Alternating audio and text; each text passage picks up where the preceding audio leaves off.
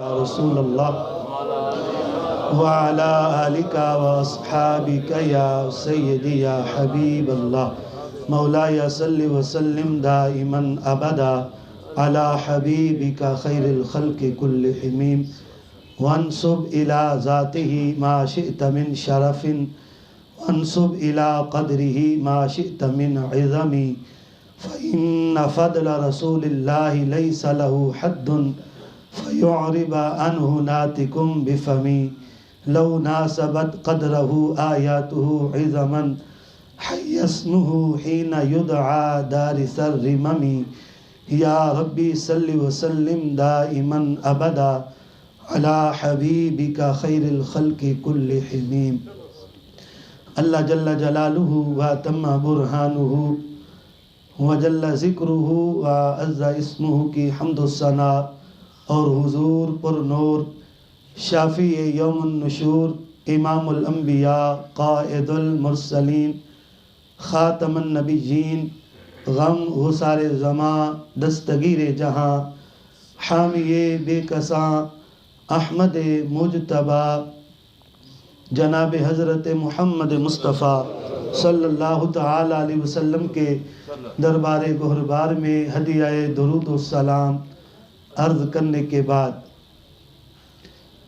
صدر محفل حضرت الحاج مشتاق احمد نقشبندی خلیفہ مجاز آستانہ عالیہ نقشبندیہ مجددیہ صدریہ عیدگاہ شریف ہری پور ہزارہ رونق محفل خلیفہ مجاز حاجی محمد حبیب اللہ صاحب نقشبندی رونق محفل خلیفہ مجاز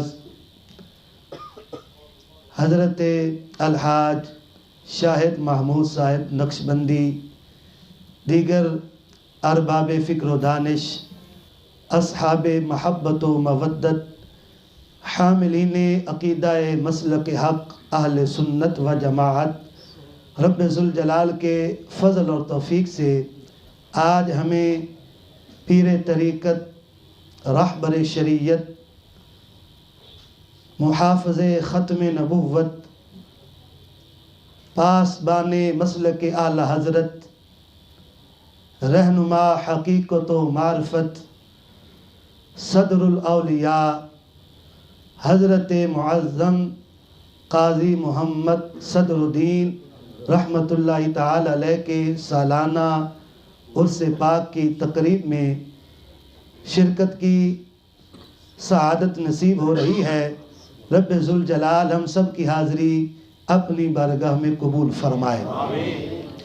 حضرت معظم رحمۃ اللہ تعالی علیہ آپ نے ساری زندگی اللہ کے اذن کے ساتھ اللہ کے بندوں کی مشکل کشائی اور حاجت روائی فرمائی ہے۔ سب پیار سے کہہ دیں سبحان اللہ۔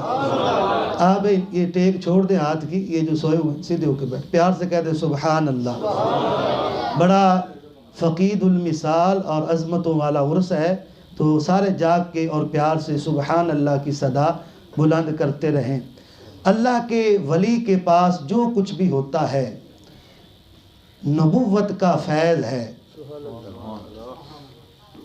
ولی نبی پر دلیل ہوتا ہے اور نبی اللہ کی توحید پہ دلیل ہوتا ہے۔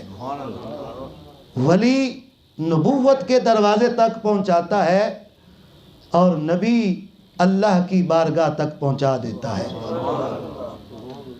حضرت ثابت رضی اللہ تعالی عنہ، آج ہم میں ہر بندہ یہ سوچتا ہے، کبھی بیٹھتا عشق رسول صلی اللہ علیہ وسلم میں یہ تصور کرتا ہے کہ کاش میں بھی حضور کے زمانہ میں ہوتا، نبی پاک صلی اللہ علیہ وسلم کی صحبت میں بیٹھتا، آپ کے ساتھ مصافحہ کرتا، آپ کے ہاتھوں کو چومتا۔ حضرت ثابت رضی اللہ تعالی عنہ یہ تابعی ہیں، اور حضرت انس بن مالک رضی اللہ تعالیٰ عنہ صحابی ان کے شاگرد ہیں۔ حضرت انس رضی اللہ تعالیٰ عنہ یہ رسول اللہ صلی اللہ علیہ وسلم کے خادم خاص تھے۔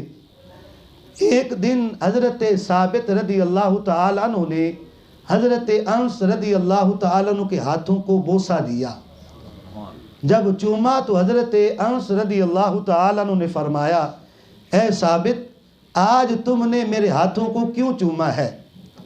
حضرت ثابت رضی اللہ تعالیٰ عنہ کی آنکھوں میں آنسو آ گئے, رونے لگے, کہنے لگے استاد محترم میں حضور صلی اللہ علیہ وسلم کا زمانہ تو نہیں میں نے پایا, حضور صلی اللہ علیہ وسلم کی صحبت مجھے میسر نہیں آئی, میں نے نبی پاک صلی اللہ علیہ وسلم کے ساتھ مصافحہ نہیں کیا, حضور کے ہاتھوں کو تو نہیں چوم سکا, مگر آج ان ہاتھوں کو چوم رہا ہوں جو ہاتھ حضور کے ہاتھوں سے مس ہوئے ہیں.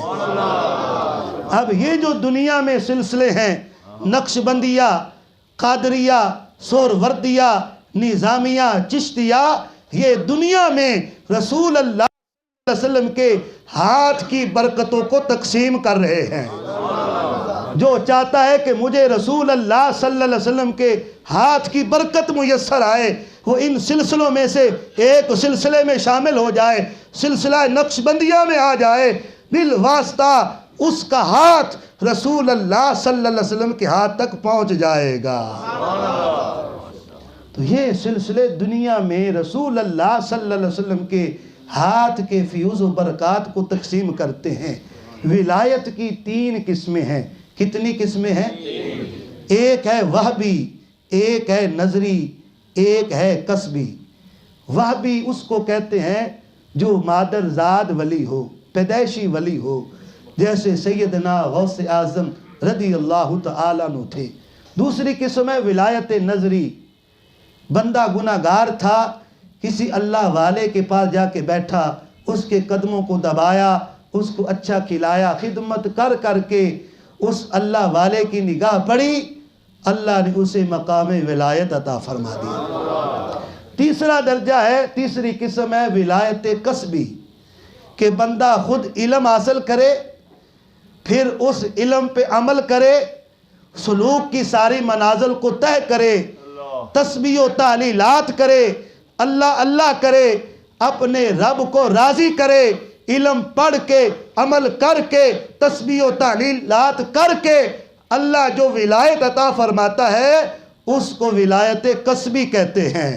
حضرت معظم قاضی محمد صدر الدین رحمت اللہ تعالی علیہ, آپ کی جو کتاب آپ کی حالات زندگی پہ لکھی گئی حیات صدریہ, اگر ہم اس کا مطالعہ کریں تو پتہ چلتا ہے حضرت معظم کو رب ذوالجلال نے ولایت قصبی کا منصب عطا فرمایا تھا. آپ بہت بڑے عالم تھے, بہت بڑے مفتی تھے, بہت بڑے صوفی اور بہت بڑے اللہ کے کامل ولی تھے. آپ نے اللہ کے اذن کے ساتھ اللہ کے بندوں کی مشکل کشائی اور حاجت روائی کی, اور آپ حسن اخلاق والے تھے. یہ اللہ کے ولی کی نشانی ہے کہ اللہ کا ولی صاحب خلق ہوتا ہے, اچھی اخلاق والا ہوتا ہے. نبی پاک صلی اللہ علیہ وسلم نے فرمایا بعثت لأتمم حسن الاخلاق, اے میرے صحابہ اللہ نے مجھے دنیا میں اخلاق کے سارے باب مکمل کرنے کے لیے بھیجا ہے. فرمایا الراحمون یرحمہم الرحمن, جو لوگوں پہ رحم کرتا ہے رحمان اس پہ رحم کرتا ہے. نبی پاک صلی اللہ علیہ وسلم نے فرمایا ارحموا من فی الارض, جو زمین والوں پہ رحم کرتا ہے یرحمکم من فی السماء, آسمان والا اس پہ رحم کرتا ہے. قاضی معظم رحمت اللہ تعالی علیہ, آپ حیدرآباد کے علاقے میں تھے, وہاں قریب ایک مسجد, وہاں پہ آپ نماز پڑھتے تھے. یعنی آپ صاحب خلق عظیم تھے, وہاں آپ نماز پڑھتے تھے. رمضان شریف کا مہینہ قریب آ گیا تو امام صاحب نے یہ اعلان کیا اس دفعہ نماز تراویح میرا بیٹا پڑھائے گا. حافظ قرآن تھا, چونکہ آپ بہت بڑے عالم اور بہت بڑے مفتی تھے. آپ نے جب اعلان سنا تو فرمایا شرعاً آپ کا بیٹا امامت کا حقدار نہیں ہے, یہ نابالغ ہے. فقہ حنفی کی روح میں نابالغ بچے کے پیچھے نماز نہیں ہوتی, اگرچہ نماز نفل کیوں نہ ہو. اب جب آپ نے یہ مسئلہ ارشاد فرمایا تو مولوی صاحب چونکہ بے ادب پارٹی کے تھے, ادب والی پارٹی کے نہیں تھے, آپ سمجھ رہے ہیں, تو اس سیخ پا ہو گئے, جوش میں آ گئے. کہنے لگے یہاں تو ہر ایک نابالغ کے پیچھے نماز پڑھتا ہے، آپ ہمارے اوپر فتویٰ لگا رہے ہیں۔ آپ نے فرمایا بھئی سارے غلط کرتے ہیں، صحیح کوئی عمل نہیں ہو رہا یہاں پہ۔ کہا ہم دوسرے مفتیوں سے پوچھ لیں گے۔ اور آپ فرماتے ہیں جو میرے پاس تحقیقات تھی، تصریحات تھی، وہ میں نے سارے علماء کو بھیجی، سب نے ان کو پڑھا اور میری تحقیقات پہ انہوں نے مہر لگائی۔ جب ان کی طرف سے مسئلہ پوچھا گیا تو وہاں ان کو یہی بتایا گیا کہ نابالغ بچے کے پیچھے نماز نہیں ہوتی۔ اب آپ فرماتے ہیں جب میں نے یہ مسئلہ بتایا مجبوراً اس مولوی نے اپنے بیٹے کو ہٹا دیا، مگر وہ میرا دشمن بن گیا۔ جس جگہ بیٹھتا میری برائیاں کرتا، میری غیبت کرتا، بہتان لگاتا۔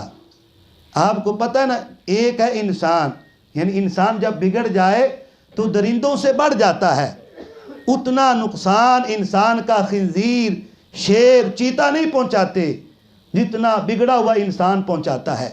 اگر سور حملہ کرے، شیر حملہ کرے، کوئی درندہ حملہ کرے تو بندہ دروازہ بند کر کے اپنے آپ کو بچا سکتا ہے، مگر جب کوئی انسان بگڑ جائے تو چاہے دروازہ بند کر لے مگر پھر بھی اپنا دامن اس سے نہیں بچا سکتا۔ اس نے آپ کو بہت زیادہ ستایا اور وہ جانتا نہیں تھا۔ رب نے فرمایا، حدیث قدسی ہے، من عاد لی ولیا فقد آذنتہ بالحرب۔ اللہ فرماتا ہے جو میرے ولی سے دشمنی رکھتا ہے میں اس سے اعلان جنگ کرتا ہوں۔ اب اسے یہ پتہ نہیں تھا، تھوڑے دن گزرے، حالات خراب ہوئے اور جو ہے وہ معاشی طور پہ کمزور ہوا، بیوی چھوڑ کے بھاگ گئی، اولاد نافرمان ہوگی، اجڑ گیا اور بالآخر آپ کے قدموں میں آ کے گرا۔ کہنے لگا لگتا ہے آپ نے مجھے بد دعا دی ہے۔ آپ نے فرمایا میں نے تو تمہیں بد دعا نہیں دی، میں نے تو کسی کو بھی کبھی بد دعا نہیں دی۔ حسن اخلاق والے تھے، یہ آپ کا اخلاق تھا۔ اس نے اتنا ستایا، آپ نے کچھ بھی نہیں کہا، کہا میں اجڑ گیا ہوں، تو آپ نے فرمایا میں نے تو آپ کے لیے کوئی بد دعا نہیں کی۔ یہ اخلاق تھا اور صاحب تقویٰ تھے، حسن اخلاق والے تھے مگر صاحب تقویٰ بھی تھے۔ آپ نے کبھی کمپرومائز نہیں کیا۔ آج اس طرح پیر مرید جو مرضی کرتا پھرے، بس پیر کو اس کی جیب گرم رکھے اس کو پیر داد دیتا ہے، مگر آپ کا تقویٰ دیکھیں۔ آپ کا ایک مرید تھا، اس نے اپنی بیوی کو 3 طلاقیں دے دی۔ جب آ کے بیٹھا، آپ خطبہ دے رہے تھے جمعے کا، آ کے بیٹھا، آپ نے سب کے سامنے کہا اس کو باہر نکالو، یہ اتنا بڑا ملعون ہے، اس نے 3 طلاقیں دے کے اپنی بیوی کو ساتھ رکھا ہوا، فرمایا یہاں سے اس کو نکال دو۔ آپ کو یہ فکر نہیں تھی کہ میرے مریدوں میں اضافہ ہو یا میرا چندہ بند ہو جائے گا۔ صاحب تقویٰ بزرگ تھے، یہ آپ کے تقوی کا عالم تھا۔ اور جو آپ بات ارشاد فرماتے، مریدین بھی اعتراض نہیں کرتے، وہ بھی خوش ہوتے تھے کہ یہ ہمارے بزرگ کا تقویٰ ہے، یہ دیکھیں ان کا تقویٰ ہے۔ اور آپ نے ساری زندگی نبی پاک صلی اللہ علیہ وسلم کے ختم نبوت کا تحفظ کیا ہے۔ آپ صوفی بھی تھے اور مجاہد بھی تھے، خالی صوفی نہیں تھے، ساری زندگی نبی پاک صلی اللہ علیہ وسلم کے ختم نبوت پہ پہرا دیا۔ آپ کا ایک عقیدت مند تھا عبد الرحمن، اس کے بھائی نے قادیانی ہو گیا۔ اس نے بڑا سمجھایا اپنے بھائی کو کہ نبی پاک صلی اللہ علیہ وسلم آخری نبی ہیں، آپ کے بعد اب کوئی نبی نہیں آئے گا، مگر اس نے ایک نہ سنی، اپنے بھائی کو پکڑ کے حضرت صاحب کی بارگاہ میں لے آیا۔ آپ نے پوچھا بھئی کس وجہ سے تو قادیانی ہوا ہے؟ اس نے کہا جی میں جب سے قادیانی ہوا ہوں، ایک تو مجھے عبادت میں بڑی لذت آتی ہے، اور دوسرا میں نے مشاہدہ کیا ہے، کچھ قادیانیوں نے مجھے کتابیں دی تھی، ان کو پڑھا ہے، اور خواب میں نے مشاہدہ کیا، بڑا میں نے خوبصورت باغ دیکھا ہے، اور اس باغ میں چادر اوڑھ کے کوئی ایک شخصیت لیٹی ہوئی ہے، مجھے لگتا ہے کہ وہ مرزا قادیانی ہے، میرا دل مطمئن ہو گیا ہے۔ آپ نے فرمایا اپنی عقیدت مند سے کہ یہ جاہل ہے، جاہل کو جتنی مرضی دلیلیں دے لو اسے سمجھ نہیں آتی۔ فرمایا یہ غلط مشاہدہ کر گیا ہے، ہم کوشش کریں گے اس کو صحیح مشاہدہ دکھا دیں۔ پیار سے کہہ دیں سبحان اللہ۔ ہم کوشش کریں گے کہ یہ صحیح مشاہدہ دیکھ لیں۔ تھوڑے دن ہی گزرے، آ گیا، کہنے لگا جلدی میں نے صحیح مشاہدہ کر لیا ہے، وہی باغ میں نے دوبارہ دیکھا، اور جو شخصیت لیٹی ہوئی تھی چادر اوڑھ کے، جب پردہ ہٹایا گیا تو نیچے خنزیر تھا۔ تو میں نے توبہ کر لی کہ واقعی یہ غلط ہے، یہ جھوٹے کذاب ہے، مگر حضرت جی توبہ تو میں نے کر لی ہے، مگر میرا ایک مسئلہ ہے، جب میں سنی تھا تو مجھے عبادت میں لذت نہیں آتی تھی، جب قادیانی ہو تو عبادت میں لذت بڑی آتی ہے، یہ میرا مسئلہ حل کریں۔ آپ مسکرا پڑے۔ آپ نے فرمایا بھائی جب تو شیطان کا لقمہ نہیں تھا، ہواری نہیں تھا، وہ تجھے نماز میں آ کے تنگ کرتا تھا، تیری عبادت میں خلل پیدا کرتا تھا تاکہ یہ عبادت چھوڑ دے، عبادت سے دور ہو جائے۔ جب تو اس کا ہواری بن گیا تو اب اسے تیرے پاس آنے کی کیا ضرورت ہے؟ نگاہ ولی میں وہ تاثیر دیکھی، بدلتی ہزاروں کی تقدیر دیکھی۔ یہ ختم نبوت کا کام نبی پاک صلی اللہ علیہ وسلم کو بڑا پسند ہے۔ جب خیبر فتح ہوا تو ایک گدھا نبی پاک صلی اللہ علیہ وسلم کی بارگاہ میں آیا، مال غنیمت میں، حمارن اسود، حدیث کے الفاظ ہے کالے رنگ کا گدھا تھا مگر مقدر اس کا سفید تھا۔ حضور کی بارگاہ میں آیا، فکلم رسول اللہ صلی اللہ علیہ وسلم الحمار فکلمہ الحمار، اس نے نبی پاک صلی اللہ علیہ وسلم سے بات کی، حضور نے اس سے بات کی۔ حضور نے فرمایا مسموکا، گدھے بتا تیرا نام کیا ہے؟ اس نے کہا آنا یزید بن شہاب، یا رسول اللہ صلی اللہ علیہ وسلم میرا نام یزید بن شہاب ہے اور میری نسل سے 60 گدھے ہوئے ہیں، ہر گدھے پہ یا اللہ کا نبی بیٹھا ہے یا اللہ کا رسول بیٹھا ہے، ہم عام نہیں ہیں۔ یا رسول اللہ صلی اللہ علیہ وسلم قد کنت اتوقعک ان ترقبنی، آپ کے آنے سے پہلے میں ایک یہودی کے قبضے میں تھا اور مجھے یقین تھا میں آخری ہوں، میرے اوپر آپ نہیں بیٹھنا ہے۔ یا رسول اللہ صلی اللہ علیہ وسلم اس کے پاس تھا وَقَانَ يُجِيءُ بَطْنِي وَيَضْرِبُ ظَهْرِي، وہ مجھے 2 سزائیں دیتا تھا، بھوکا بھی رکھتا تھا، پیٹھ پہ کوڑے بھی مارتا تھا اور کہتا تھا مجھے اپنے اوپر بٹھا، میں نے اس کو نہیں بٹھایا کیونکہ میں آپ کا انتظار کر رہا تھا کہ میرے اوپر آپ بیٹھیں گے، میں اس انتظار میں تھا۔ وہ کہاں نصیب میرے کہ تو آپ چل کے آتا، کوئی جذبہ محبت میرے کام آ گیا ہے، میرے دل کی دھڑکنوں میں تیرا نام آ گیا ہے، کر لو قبول آقا یہ غلام آ گیا ہے۔ حضور بڑا انتظار کیا مگر آپ نہیں آئے، میں آپ کی بارگاہ میں آ گیا ہوں۔ لم یبق من نسل جدی غیری ولا من الانبیاء غیرک، حضور میری نسل اب آگے نہیں چلے گی، میں آخری ہوں اور آپ کے بعد اب دنیا میں کوئی نبی نہیں آئے گا۔ اس نے بھی یہ پیغام دیا۔ اور حضرت معظم رحمۃ اللہ تعالی علیہ، آپ کے جو آبائی علاقہ ہے موضع درویش، اس کا واقعہ ہے۔ آپ کو ایک جنازہ پڑھانے کے لیے کہا گیا، جب آپ تشریف لے گئے تو بتایا گیا صفوں میں ایک قادیانی بھی گھسا ہوا ہے۔ آپ نے اعلان فرمایا جب تک یہ نہیں نکلے گا میں نماز جنازہ نہیں پڑھاؤں گا۔ یہ آپ کا تقویٰ تھا۔ اس وقت گاؤں کا جو رئیس الاعظم تھا چودھریوں کو بڑا مان ہوتا ہے دولت پہ، مگر اسے پتہ نہیں تھا تخت سکندری پہ وہ تھوکتے نہیں، بستر لگا جن کا سرکار کی گلی میں۔ فرمایا اس کو نکالو باہر پھر نماز ہوگی۔ اس نے کہا اور بڑے مولوی آپ چلے جائیں، ہم کسی اور سے پڑھا لیں گے۔ آپ نے فرمایا میں جنازہ تو نہیں پڑھاؤں گا مگر یہاں ٹھہرتا ہوں، دیکھتا ہوں کون جنازہ پڑھاتا ہے۔ میری موجودگی میں سب اہل علم آپ کا احترام کرتے تھے، کسی نے نماز جنازہ نہ پڑھائی۔ بالآخر ان کو اس قادیانی کو نکالنا پڑا، پھر آپ نے نماز جنازہ پڑھائی۔ ساری زندگی نبی پاک صلی اللہ علیہ وسلم کے ختم نبوت کا تحفظ کیا ہے۔ اب یہ حضرت ابوبکر صدیق سے لے کے نبی پاک صلی اللہ علیہ وسلم کے ہر صحابی کا نعرہ ہے، حضرت امام علی مقام کا نعرہ ہے، غوث اعظم نے بھی ختم نبوت کا نعرہ لگایا، اور اس آگے نبی پاک صلی اللہ علیہ وسلم کی فوج میں گدھا بھی شامل ہوا، اور حضرت معظم رحمۃ اللہ تعالی علیہ آپ نے بھی ساری زندگی یہ نعرہ لگایا ہے تاجدار ختم نبوت۔ آپ خالی صوفی نہیں تھے، مرد مجاہد بھی تھے، تاجدار ختم نبوت۔ اور آپ کے زمانے بات میں ختم کرنے والا بات 2-3 منٹ میں، چونکہ آپ کی جو کتاب ہے وہ تو اس کے کئی باب ہیں، میں حضرت سے عرض کروں گا اگر اس کتاب پہ معنی درس شروع کیا جائے تو یہ احباب کے لیے اس میں بڑی چاشنی ہوگی اور بڑی اصلاح ہوگی۔ کئی باب ہیں وہ تو بیان ہی نہیں ہو سکتے، میں تو بس بطور تبرک 2-3 باتیں کر رہا ہوں۔ فتنہ خارجیت اٹھا، فتنہ قادیت کا بھی آپ نے کلا کما کیا، پھر فتنہ خارجیت اٹھا، خارجیوں جو حضور کی بے ادبی کرتے ہیں، بے ادب ٹولہ، اور انہوں نے ترجمہ کیا واوا جادہ کا ضالن فہدا، یہ سورہ والدہا کی آیت نمبر 7 ہے، اس کا ترجمہ ہوا آپ کے زمانے میں۔ ترجمہ کیا کیا گیا؟ معاذ اللہ، اس کا ترجمہ کیا بے دینوں نے، ہم نے اللہ کے نبی کو گمراہ پایا اور ہدایت دی، لوگوں کے ایمان لٹ گئے، ختم ہو گئے، حملہ ہو گیا۔ اب لوگ آپ کے پاس آئے، حضرت جی فلاں بندے نے یہ ترجمہ کر دیا، اب ہم کیا کریں؟ تو یہاں پہ میں تصور باندھتا ہوں، اگر آپ کو بات اچھی لگے، میرا دل یہ چاہا کہ حضرت صاحب نے عشق رسول صلی اللہ علیہ وسلم میں ڈوب کے ترجمہ کیا ہوگا، یہ ترجمہ کیا گیا، اور فتنہ خارجیت اس نے سر اٹھایا، تو حضرت معظم قاضی محمد صدر الدین نے شجر طوبہ سے قلم لے کر، حوض کوثر سے سیاہی لے کر، صداقت صدیق اکبر لے کر، عدالت فاروق اعظم لے کر، سخاوت عثمان غنی لے کر، شجاعت مولا علی لے کر، جذبہ بلال حبشی لے کر، عشق اویس کرنی لے کر، عشق رسول صلی اللہ علیہ وسلم کا جام پی کے اس آیت کا ترجمہ کیا۔ اے محبوب، ہم نے آپ کو اپنی محبت کی وادی میں گم پایا اور اپنے مشاہدے کی راہ دکھائی۔